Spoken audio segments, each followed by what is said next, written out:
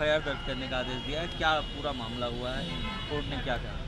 20 दिसंबर 2014 को एनएससीआई के sports complex में जो एआईबी रोस्ट करके शो हुआ था, उसका जो है जिस तरह से कानून का उल्लंघन किया उसने, जिस तरह से महिला की अस्मिता को ठेस पहुंचाई, जिस तरह से वल्गर और ऑब्सीन शो, एक पोर्नोग्राफी आप उसको कह सकते हैं, वो शो वहां पे पैसे के लिए किया गया, जो कि कानून अगर आप देखें तो 294 of the IPC obscene words in a public place का गुनाह बनता है, 509 insulting the modesty of the women का गुनाह बनता है, जिसमें 1 साल की सजा है।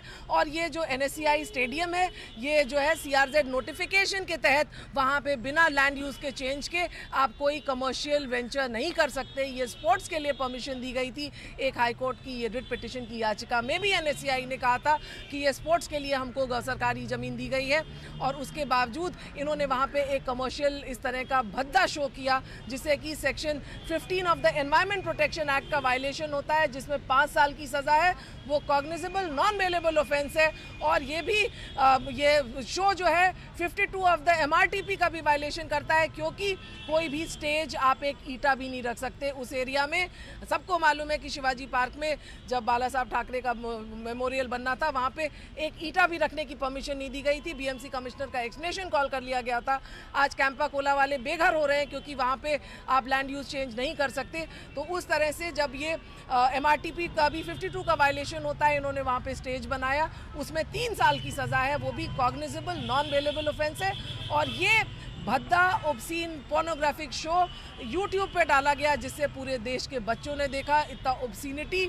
और ये 66A और 67 of the information technology act का भी वायलेशन करता है, जिसमें मिनिमम 3 साल की सज़ा है। और इसीलिए कोर्ट के सामने कोर्ट ने ऑर्डर किया है तारदेव पुलिस स्टेशन को कि 120B और 34 of the IPC, 294 and 509 of the Indian penal code, साथ ही साथ 66A और 67 of the information technology act और section 15 of the environment protection act और 52 ऑफ द एमआरटीपी, इनके तहत एफआईआर लिखी जाए। और एफआईआर जो है एनएससीआई के प्रेसिडेंट, सेक्रेटरी, साथ ही साथ एआईबी रोस्ट के जो ऑर्गेनाइजर्स हैं और जो इसके होस्ट और एक्टर्स हैं, करण जौहर, रणबीर सिंह, अर्जुन कपूर, और जो स्पेक्टेटर्स जिनको पैसा मिला ये भद्दे जोक पे हंसने का, उन पे भी एफआईआर इंक्वायरी करके तारदेव पुलिस लिखे।